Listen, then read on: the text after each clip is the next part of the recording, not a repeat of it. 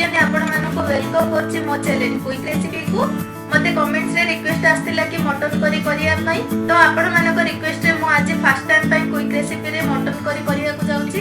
Mutton curry को टिके special करिया पई फ्रेंड्स मो आज ओडिशा एवं साउथ इंडियन कुकिंग स्टाइल को मिक्स करी नेछि। हम ओडिया घर रो मटन तरकारी आलू बिना अधूरा, तो आलू को हमें एठी केमती छाडी देई परिबा। आ मटन करी को टिके स्पाइसी करिया पई मो एठी साउथ इंडियन मसला यूज करिछि। चलंतु अब अपेक्षा न करी बनेबा मटन करी।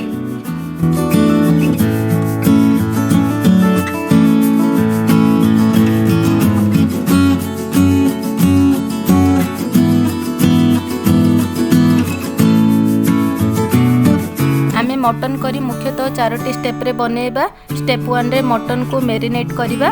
मु एठारे मटन मेरिनेट पई 250 ग्राम मटन रे 1 टेबल स्पून लूण नेछि, 1 टेबल स्पून हळदी गुंड, 1 टेबल स्पून लाल मिर्ची गुंड, जीरा धनिया गुंड 1 टेबल स्पून, सरिष तेल 3 टेबल स्पून,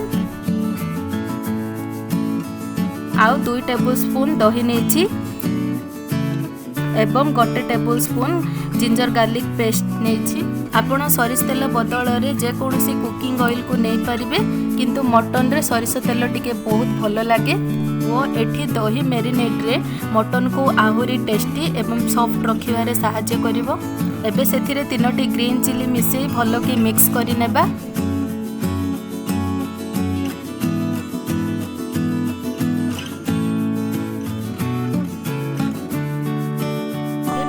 घोड़े अध घंटा पर्यंत मेरिनेट करिया पई छाड़ी दबा।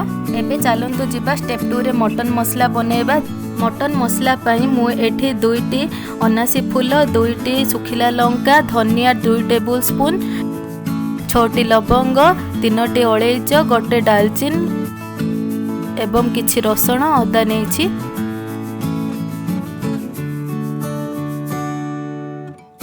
एबे से सब मसला को लो फ्लेम रे भाजिबा। मने रखंतु अदा रसुण को अन्य सुखिला मसला टिके भाजी हैला परे ऐड करिबा, नचेत रसुण अदा जळी जिवो। बे सुखिला मसला गुडी को जार रे पके ग्राइंड करि नेबा। एबे स्टेप 3 रे आलू को टिके फ्राई करि नेबा। एबे आलू रे लूण 1 टेबल स्पून, हळदी 1 टेबल स्पून नै भलो कि मिसई नेबा।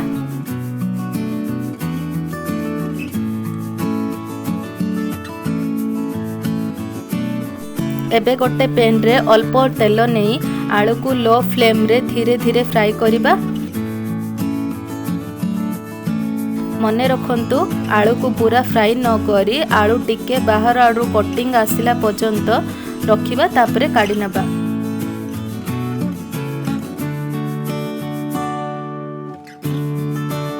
एबे फाइनल स्टेप रे आसंतु मटन करी बनेबा।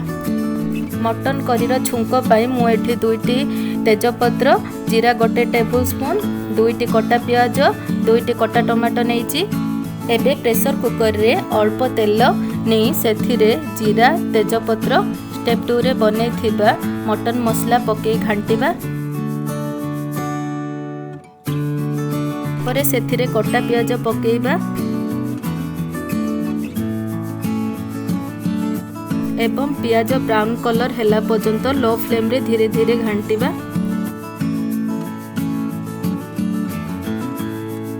एबे सेथिरे टमाटो पकेइबा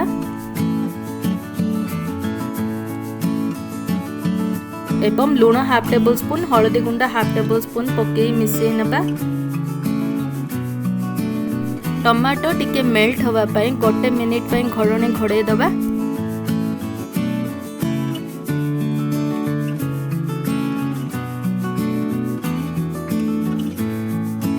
एथरो मेरिनेट रखिथिबा मटन को पकेई भलो कि मिक्स करि नेबा।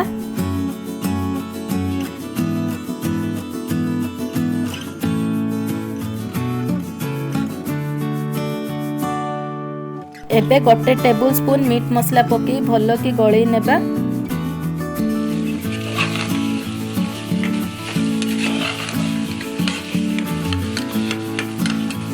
मटन सिझिबा पई प्रेशर घोड़णी घोड़े 15 मिनिट पई छाड़ी दबा।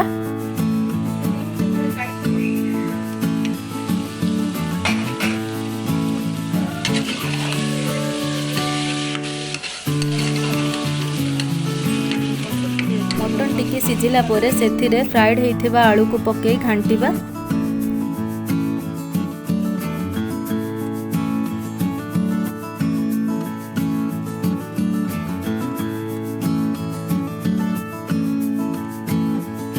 एबे मटन बुड़ीबाठू टिके अधिक पानी नहीं गरम करिबा।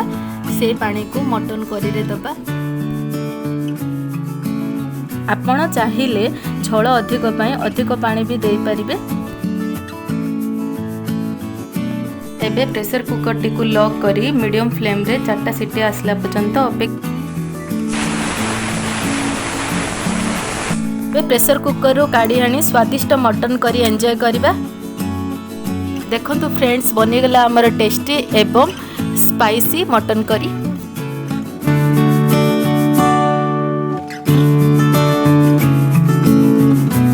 तो फ्रेंड्स आपण मानको केमति लागिला मटन करी निश्चित भाव रे जणांतु। जदि आपण मानकर किछि नवा रेसिपी रो ख्वाहिश अछि निश्चित भाव रे जणांतु कमेंट बॉक्स रे। मु चेष्टा करी ताहा करिया पई एवं मो चैनल को लाइक करंतु एवं सब्सक्राइब करिया पई भूलंतुनी। मो चैनल सहित अपडेट रहिया पई बेल आइकन दबंतु।